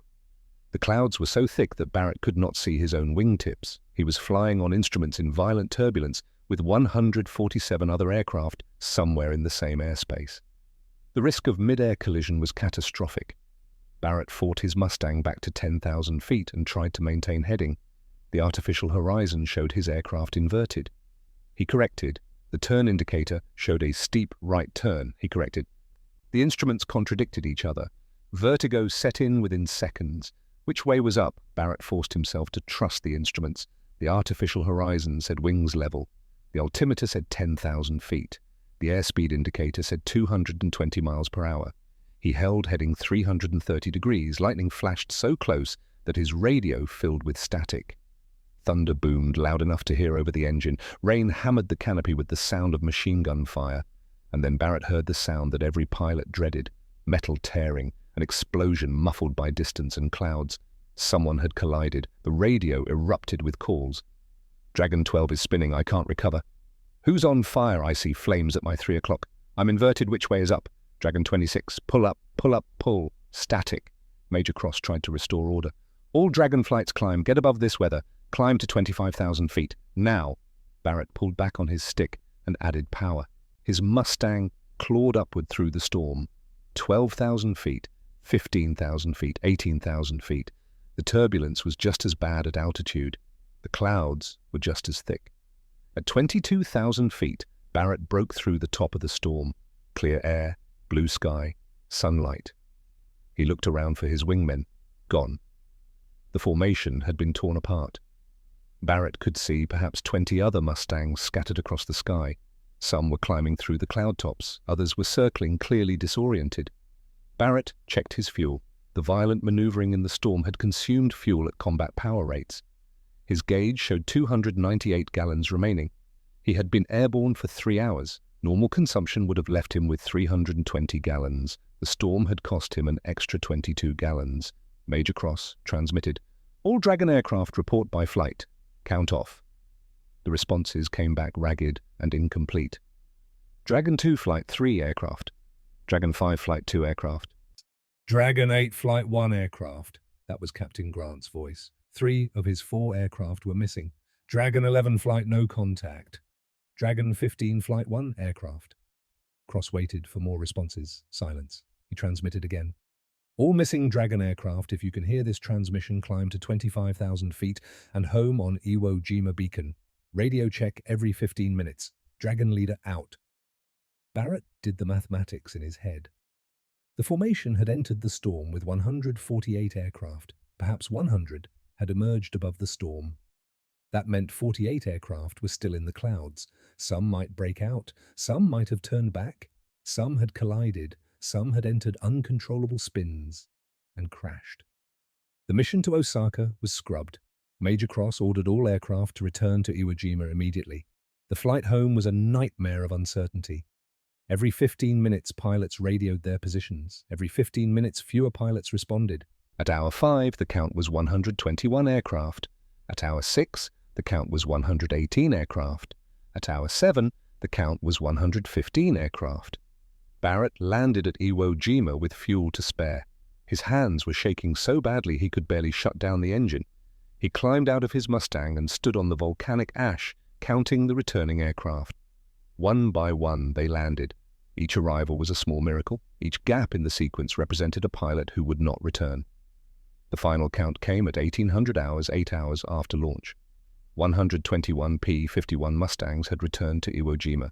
27 Mustangs were missing. 24 pilots were dead. 3 had been rescued by lifeguard submarines after ditching in the ocean between the storm and Iwo Jima. Not a single aircraft had been shot down by Japanese forces. Not one. The enemy had not fired a shot. The weather had destroyed 27 American fighters in less than 30 minutes. The 7th Fighter Command had suffered its worst single-day losses of the Pacific War, and the enemy responsible was a thunderstorm. Major Daniel Cross sat in his tent that night and wrote the casualty reports. 24 names, 24 young men who had survived training, survived the journey to Iwo Jima, survived previous combat missions only to die in a storm because a weather officer had said 70% confidence, and Cross had approved the mission. One of the names on the list was Captain Robert Mitchell, call sign Ghost, the pilot who had landed dead stick on the first Tokyo mission with 0 fuel remaining. Mitchell had survived that impossible feat only to die in a thunderstorm over the Pacific. Cross had written the words, "Lost in storm presumed dead," next to Mitchell's name. Mitchell's body would never be recovered. His aircraft was at the bottom of the Pacific in water so deep that sunlight never reached it. Cross thought about Mitchell's last transmission, the one that had come in broken and garbled through the static of the storm. "I'm in a spin. Can't recover. Altitude 3,000. 2,000. Tell my... Then silence. Tell my what? Tell my mother? Tell my girlfriend? Tell my squadron? Cross would never know. The storm had taken Mitchell's last words, along with his life. The mathematics had been rewritten by American engineers. The fuel equation had been solved. The range problem had been defeated. Single-engine fighters could fly 750 miles to Tokyo and return, but the Pacific Ocean was 64 million square miles of water that killed without distinction. and weather systems developed that could destroy an entire formation of the world's most advanced fighters without firing a shot. Cross added a note to his mission report. Recommendation weather forecasts require higher confidence threshold for long-range missions. Minimum 85% confidence required to launch. Abort criteria must include significant weather development en route. The recommendation would be approved, but it came too late for the 24 pilots who died on June 1st, 1945. The day the P-51 pilots started calling Black Friday, July 1945, Tokyo. Lieutenant Kazuki Hayashi stood beside his Mitsubishi Zero and watched American fighters strafe his airfield from altitude so high he could barely see them. Silver contrails marked their passage across the sky. Then the fighters rolled over and dove. At 400 miles per hour, they screamed across the airfield at 50 feet altitude. Machine gun fire raked the line of parked Japanese aircraft. Zeros exploded, fuel tanks ruptured and burned. Mechanics scattered for cover. The American fighters pulled up, climbed back to altitude, and circled for another pass. Kazuki had fuel in his Zero. He had ammunition. He had orders, but the orders said, "Do not engage American fighters unless absolutely necessary. Preserve aircraft for decisive battle." The decisive battle. The American invasion of Japan that High Command promised was coming. When the invasion came, Japanese pilots would fly their aircraft into American ships. Kamikaze, divine wind. One pilot, one aircraft, one ship. The mathematics of desperation. So Kazuki stood beside his Zero and watched the Americans destroy his base while he did nothing. The psychological impact was devastating. He was a fighter pilot, ordered not to fight. He had 64 victories, 7 years of combat experience, and the skill to make the Americans pay for their arrogance. But his orders were clear. Preserve the aircraft. Do not engage. Around him, the Japanese Air Force was dying on the ground. The fuel situation had become catastrophic. Japan's oil refineries had been destroyed by American bombing. The tanker fleet had been sunk by American submarines. Synthetic fuel production was operating at 8% of required capacity. 8%. The numbers were brutal and specific. Japan needed 150,000 barrels of aviation fuel per month to sustain military operations. Actual production, 12,000 barrels per month. The deficit was insurmountable. Aircraft sat grounded for lack of fuel. Training flights were cancelled. Operational missions were minimized. The fuel that did exist was contaminated with impurities that damaged engines and reduced performance. Kazuki's squadron had started the war with 18 pilots. 12 had been killed in combat. The 6 survivors were training replacements. Boys, really. 17 and 18 years old with 40 to 70 hours of total flight time. Yesterday, Kazuki had tried to teach a 17-year-old named Hiroshi how to attack a bomber formation. The boy had never fired his guns at an aerial target, never practiced combat maneuvers, never seen an American fighter except in photographs. "Hayashi-san," the boy had asked, "how do I beat the Mustang?" Kazuki had looked at the boy's eager face and felt something break inside him. "You don't beat the Mustang," Kazuki had said quietly. "You avoid it. You survive. You run if you can." "But our duty is to fight." "No. Your duty is to live to see Japan rebuilt after we lose this war." The boy's face had shown shock. Japanese officers did not say such things. Defeat was unthinkable. The Emperor's divine will would ensure victory. But Kazuki had stopped believing in divine will on April the 7th when he watched 96 Mustangs circle over Tokyo with impunity. August 10th, 1945, 10:15 hours, Kazuki received the scramble order. American fighters approaching Tokyo. He ran to his Zero, climbed into the cockpit, and went through the startup procedure with the efficiency of 7 years' practice. The Nakajima Sake engine coughed to life. The engine that once produced 1,130 horsepower now managed perhaps 900 horsepower on contaminated fuel. The Zero that once flew at 351 miles per hour now struggled to reach 310 miles per hour. The decline was measurable and irreversible. Kazuki's squadron put 8 aircraft in the air. 8 Zeros against what intelligence reported as 64 American P-51 Mustangs. The mathematics were absurd. 1-to-8 odds, obsolete fighters against the world's most advanced, contaminated fuel against high octane, exhausted veterans and terrified boys against superbly trained American pilots with hundreds of hours of experience. Kazuki knew how this would end, they all knew, but orders were orders. And some part of Kazuki wanted to fight one more time, wanted to prove that Japanese pilots still had courage even if they no longer had hope. At 25,000 feet over Tokyo, Kazuki spotted the American formation. Fewer than he expected, perhaps 15 fighters flying top cover over B-29 bombers. The rest of the American fighters must have been assigned to other sectors, 15 against 8, nearly even odds, almost fair. Kazuki selected a target, a Mustang flying slightly separated from its flight. The same tactic he had tried on April 7th. It had failed then, it would probably fail now, but Kazuki was out of new ideas. He pushed his stick forward and dove.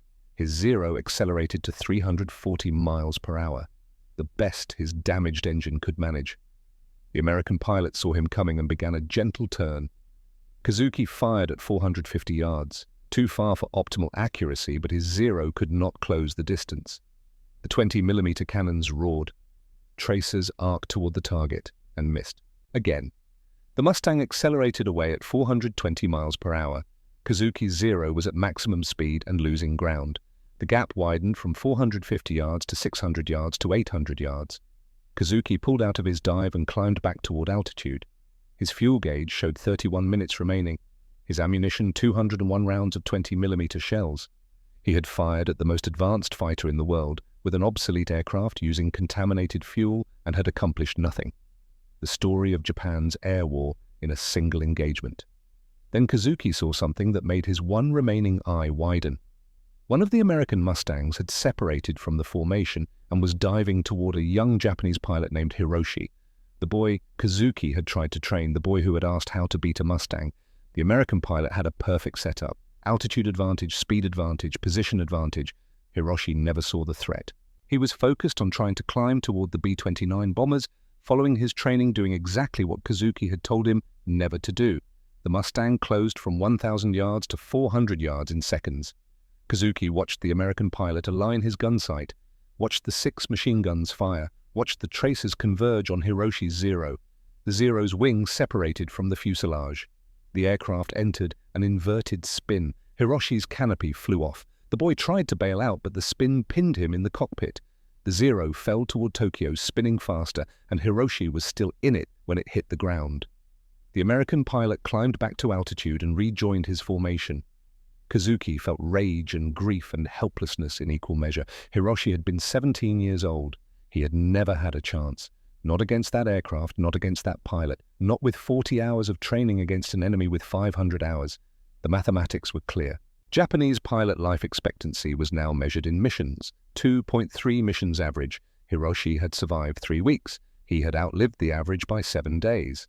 Kazuki turned his Zero south and headed back to base. His wingmen followed. They had not shot down a single American aircraft. They had lost Hiroshi and 1 other pilot. The exchange ratio held at 7-1. At his airfield, Kazuki shut down his engine and sat in the cockpit. He was exhausted, not from the flight, but from the futility, from watching boys die in obsolete aircraft while he could do nothing to save them.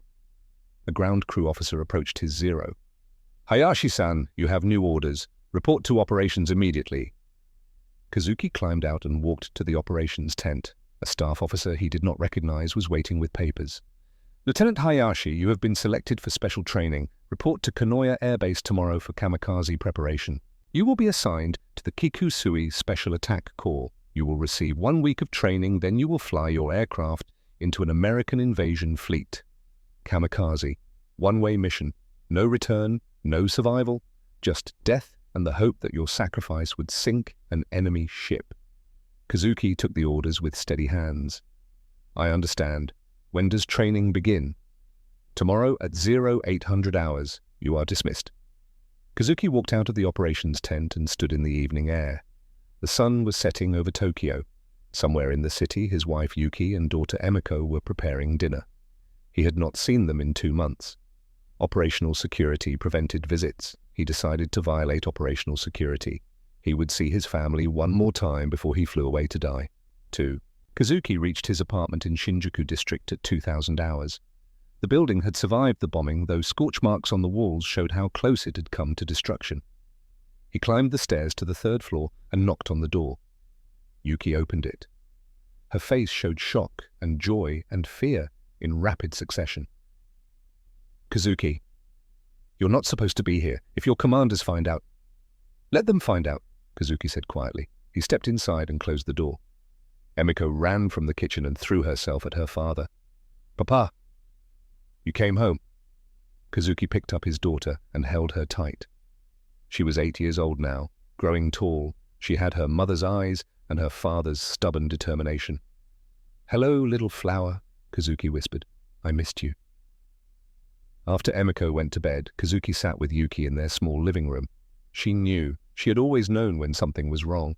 7 years of marriage to a fighter pilot gave her instincts that words could not convey. "You're not coming back," she said. "Not a question. A statement." Kazuki nodded. "I have orders. Kamikaze. 1 week of training, then a mission against the American fleet." Yuki's hands shook. She folded them in her lap to steady them. "Is there no other way? The Emperor's will is absolute." "The Emperor is not here watching his daughter sleep. You are." Kazuki had no answer for that. The conflict between duty and family had no resolution. Japanese culture demanded absolute obedience to the Emperor. But Japanese culture also revered family and the duty of a father to protect his children. "If I refuse," Kazuki said slowly, "they will execute me for cowardice. You and Emiko will be shamed. The government may revoke your ration cards. You could starve.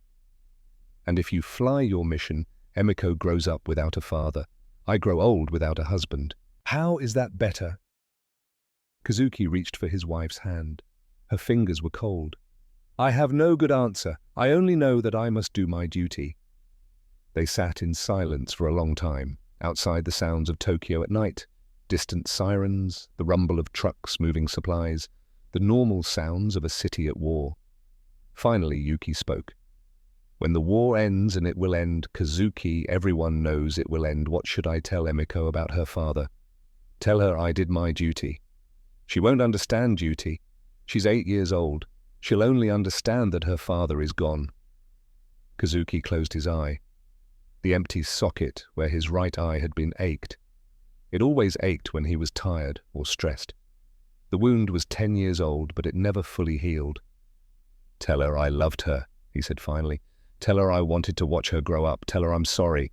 Yuki nodded. Tears ran down her face, but she made no sound. August 14th, 1945, 0630 hours, Kanoya Air Base. Kazuki stood beside his Mitsubishi Zero in the pre-dawn darkness.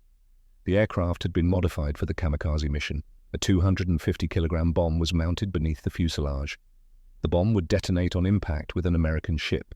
The explosion would kill Kazuki instantly and hopefully sink the target. The mathematics of kamikaze were simple and brutal. 1 pilot plus 1 aircraft plus 1 bomb equaled 1 dead American ship. If the pilot was skilled and brave and lucky. Most kamikaze pilots were not skilled. They were boys with minimal training flying obsolete aircraft against the most sophisticated air defense systems in the world. The success rate was approximately 11%. 89% of kamikaze pilots died without hitting anything, but 11% was better than 0%, and Japan had more pilots than it had fuel or modern aircraft. The kamikaze represented the mathematics of desperation. Kazuki climbed into his Zero and began the startup procedure for what he expected to be the last time. His hands moved across the instruments with practiced efficiency. Master switch on, fuel selector to main tank, mixture rich, propeller full forward, throttle cracked 1 inch, magnetos both, primer 3 strokes, engage starter. The Nakajima engine coughed, caught and settled into its familiar rough idle. Kazuki let it warm up for 2 minutes, then began taxiing toward the runway. The radio crackled. "All aircraft hold position. Do not take off. Stand by for important announcement." Kazuki stopped his Zero on the taxiway and waited. Around him, other kamikaze pilots did the same. 23 aircraft loaded with bombs and fuel and young men who expected to die today. The radio transmission changed, a voice Kazuki had never heard on a military frequency. High-pitched, formal, speaking in classical Japanese that was difficult to understand. The Emperor's voice. The Emperor was speaking directly to his people. Unprecedented, impossible. But it was happening. The speech lasted several minutes. The classical Japanese was archaic and formal, but the meaning gradually became clear. Japan had accepted the Potsdam Declaration. Japan was surrendering. The war was over. Kazuki sat in his cockpit, listening to the words that meant Japan had lost, and he would not have to die today. The emotions were overwhelming and contradictory. Relief, grief, shame, gratitude, confusion. The war was over. 7 years of fighting, 7 years of killing and surviving and watching friends die. 7 years that ended with a radio announcement from an emperor whose voice he had never heard before. Kazuki shut down his engine and climbed out of the Zero. The bomb beneath the fuselage would never be dropped. The aircraft would never fly another combat mission. He would never kill another enemy pilot. He would go home to Yuki and Amiko and try to build a life in a defeated nation. Kazuki collapsed to his knees beside his Zero. Other pilots were doing the same. Some were crying, some were shouting in anger, some were silent with shock. Kazuki pressed his forehead to the volcanic ash and wept. Relief and grief and shame and gratitude all at once. He had survived. His family had survived. Japan had survived, though at a cost that would take generations to fully comprehend. The war was over, and Kazuki Hayashi, who had flown his first combat mission in China in 1938 and his last combat mission over Tokyo in August 1945, would never fly in combat again. September 1945, Tokyo. American occupation forces arrived in Japan with overwhelming strength and unexpected mercy. The soldiers who had fought so brutally across the Pacific showed restraint and discipline in victory. Food aid flowed into Japan's starving cities. Medical supplies arrived. The occupation was professional and organized. Kazuki, who had expected vengeance, found instead a conquering army that seemed more interested in reconstruction than retribution. He took a job as a translator for the occupation forces. His English learned during his pre-war training was good enough for basic communication. The job paid in food rations that kept Yuki and Amiko from starving. One day in October, Kazuki was assigned to translate for an American air unit conducting demonstration flights at a former Japanese airfield. He arrived at the field and saw P-51 Mustangs parked on the flight line, the same silver fighters that had shattered Japanese air defenses. An American pilot approached, captain's rank, mid-20s. When the pilot removed his flight helmet, Kazuki recognized him. The Mustang pilot from August 10th. The one who had shot down Hiroshi, the one Kazuki had tried unsuccessfully to engage. The American pilot recognized Kazuki at the same moment. The recognition was mutual and instant. Combat creates bonds that transcend language and nationality. The American extended his hand. Captain James Barrett, 78th Fighter Squadron. I remember you, April 7th. You were flying a Zero with combat damage to the canopy. Kazuki shook the offered hand. Lieutenant Kazuki Hayashi, 301st Fighter Squadron. Yes, you shot out my canopy. Good shooting. Barrett looked uncomfortable. August 10th. I shot down a young pilot, Zero with red markings on the tail. Was he one of yours? Kazuki's face hardened. Hiroshi, 17 years old, 40 hours of flight time. He never had a chance against you. I'm sorry. War is not about being sorry. You did your duty. He died doing his. This is the nature of combat. They stood in awkward silence for a moment. Then Barrett spoke again. Your Zero, it was a beautiful aircraft. You flew it well. If circumstances had been different, we would not have fought, Kazuki finished. But they were what they were. Your Mustang was the superior aircraft. America was the superior industrial power. The outcome was determined by mathematics, not courage. Barrett nodded slowly. I studied your tactics after the war. The Zero's maneuverability was extraordinary. In a turning fight at low speed, you had every advantage. But you never gave us that fight. You used speed and energy tactics we had no counter for. This is why you won. Not just tactics, Barrett said quietly. We had better aircraft because we had better factories, better fuel because we had more oil, better pilots because we had more time and resources for training. The war was won in factories and oil fields as much as in the sky. Kazuki appreciated the honesty. Most victors did not acknowledge the role of industrial capacity. They preferred to credit courage or tactics or divine favor. What did you fight for? Kazuki asked suddenly. Barrett thought about the question. I fought to protect my family, my country, to stop Japan from expanding across the Pacific. What did you fight for? The same, to protect my family, my country, to preserve Japan from American invasion. Kazuki smiled without humor. We fought each other for the same reason. Funny how war works. Not funny. Tragic. They walked together across the airfield. The P-51 Mustangs sat on the flight line, still magnificent even in peace. The Zeros were gone scrapped or shipped to America as war trophies. Barrett stopped beside his Mustang. "Would you like to see the cockpit?" Kazuki hesitated, then nodded. Barrett climbed up on the wing and gestured for Kazuki to follow. Inside the cockpit, Kazuki examined the instruments with professional interest. The layout was efficient. The bubble canopy provided extraordinary visibility. The 6.50 caliber machine gun triggers sat beneath the control stick grip, ready to unleash devastating firepower. "Packard Merlin Type 16507, Barrett said. 1,695 horsepower, 437 miles per hour top speed, range with drop tanks 1,650 miles. It was the finest fighter of the war." Kazuki nodded. "Yes. We knew this after April 7th. Your appearance over Tokyo told us the war was lost. We just did not accept it for 4 more months. If you had accepted it in April, thousands of lives would have been saved, Japanese and American. Governments do not surrender based on rational mathematics. They surrender when hope dies. Our hope did not die until the atomic bombs fell." Barrett had no response to that. The atomic weapons were still too new, too terrible, too unprecedented to discuss casually. Kazuki climbed down from the Mustang's wing. "Thank you for showing me. It is a privilege to see the aircraft that defeated us. There is no shame in losing to superior engineering."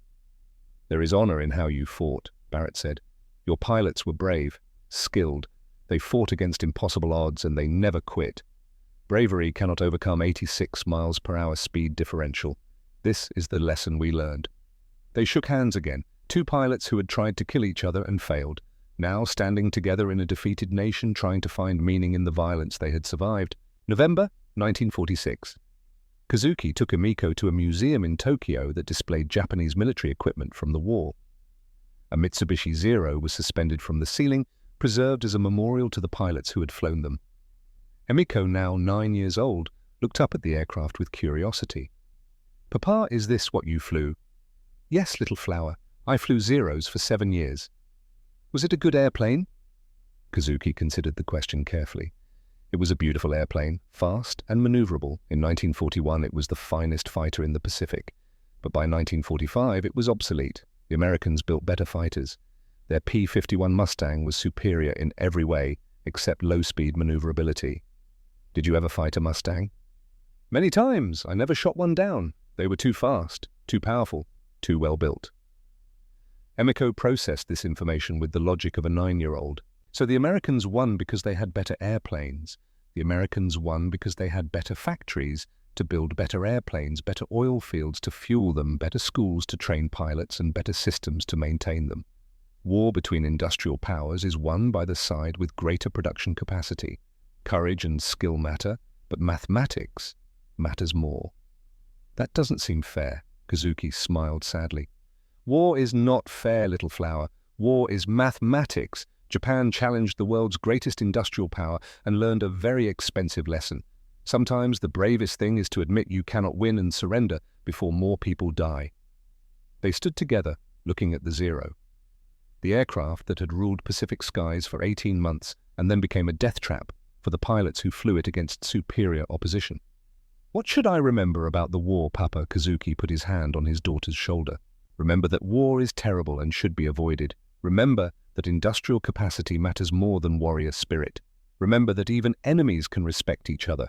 And remember that defeat is not the end. Japan will rebuild. We will learn from this. We will become stronger through wisdom rather than conquest."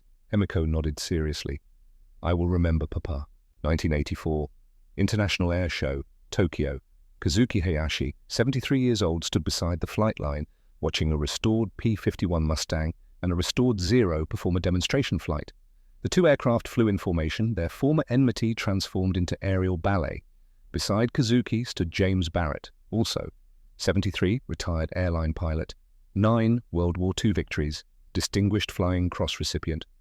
The two old pilots had maintained contact over the decades, occasional letters, meetings at air shows, a friendship built on mutual respect and shared experience. A young reporter approached them with a camera crew. "Excuse me, sirs, can I ask you both a question?" Kazuki and Barrett nodded. "You both flew in the war. You fought against each other. Who had the better aircraft?" Kazuki and Barrett looked at each other and smiled. They answered simultaneously. "They did." Both pointed at each other. The reporter looked confused. But someone must have had the better aircraft. The Americans won. Barrett spoke first. The Zero was a marvel for its time. Lightweight, maneuverable, long-ranged. In 1941, it was unstoppable. Kazuki continued. But the Mustang was the future. Powerful engine, superior speed, robust construction, incredible range, the finest fighter aircraft of World War II. So the Mustang was better. In 1945, yes, Kazuki said, but that is not the point. The point is that both aircraft represented the peak of their nation's capabilities at different times. The Zero represented Japanese engineering at its finest in 1940. The Mustang represented American engineering at its finest in 1944. The 4-year gap in development time made all the difference. The reporter persisted. Who won the air war? America won, Kazuki said without hesitation. Decisively, completely. But not because American pilots were braver or more skilled. Because American factories could produce 15,586 Mustangs, while Japan produced 10,939 Zeros. Because American training schools had unlimited fuel, while Japanese schools rationed every gallon. Because American maintenance had proper tools and parts, while Japanese maintenance improvised with scraps. Industrial capacity decided the war. Barrett added, and in losing Japan learned something valuable. Defeat is not permanent. Japan rebuilt and became an economic power. Sometimes losing a war teaches lessons that winning cannot. The reporter asked one final question. What do you want people to remember about your experiences? Kazuki thought about April 7th, 1945. The day he watched 96 Mustangs circle over Tokyo and realized everything he believed was wrong. The day hope died and reality took its place. Remember that mathematics matters more than courage. Remember that industrial wars are won in factories, not cockpits. Remember that even enemies can become friends. And remember that the men who flew and fought deserve respect regardless of which side they served. Barrett nodded agreement. We were both doing our duty. We both fought for our families and our countries. The fact that we fought each other does not diminish the honor in that. War is tragic, but the warriors on both sides can still respect each other's service. The P-51 and Zero flew overhead in formation, their engines creating a symphony of history. The Packard Merlin's deep roar and the Nakajima Sakae's higher-pitched note blended together. Kazuki watched the aircraft and thought about all the pilots who never lived to see this moment. Captain Mitchell, who died in a storm. Hiroshi shot down at 17. The 24 American pilots lost on Black Friday, the hundreds of Japanese pilots killed in unequal combat against superior opposition. They had all done their duty, they had all fought with courage, and they had all been subject to mathematics that cared nothing for bravery. The industrial capacity of nations determined the outcome. The 86-mile-per-hour speed differential decided individual combats. The fuel calculations enabled or prevented missions. The production numbers predicted victory and defeat. Mathematics was the ultimate arbiter, and the P-51 Mustang, flying 750 miles from Iwo Jima to Tokyo and back, had been the perfect expression of mathematical superiority. The aircraft that did the impossible and proved that nothing is impossible when engineering excellence meets unlimited industrial capacity. Epilogue. The P-51 Mustang served in air forces worldwide until the 1980s. It fought in the Korean War. It served in counterinsurgency roles for decades. Of 15,586 Mustangs, built over 200 remain airworthy today. The Mitsubishi Zero flew its last combat mission on August 15, 1945. Of 10,939 Zeros built, fewer than 10 remain airworthy today. Kazuki Hayashi died in 1998 at age 82. He had 2 grandchildren living in California, the nation he once fought against. James Barrett died in 2003 at age 79. He flew commercially for 30 years after the war, logging over 25,000 hours without incident. Daniel Cross retired as a lieutenant colonel in 1963. He died in 1987 at age 68. He never forgave himself for the Black Friday mission. Marcus Webb survived hypothermia and flew 23 more missions. He died in 2008 at age 87, surrounded by family. The final accounting of the very long-range campaign, April through August 1945, 51 major missions flown. 206 Japanese aircraft destroyed in air combat. 180 P-51S lost total. Fewer than 30 lost to enemy action. More than 150 lost to weather, mechanical failure and fuel exhaustion. exchange ratio in air combat 7-1, B-29 mission success rate with escort 95%. The mathematics spoke for themselves. In modern warfare, between industrial powers, production capacity determines victory. Courage matters, skill matters, but mathematics matters more. The P-51 Mustang proved that truth over the skies of Japan in 1945, and the 750-mile impossibility became routine because American engineers refused to accept that anything was truly impossible.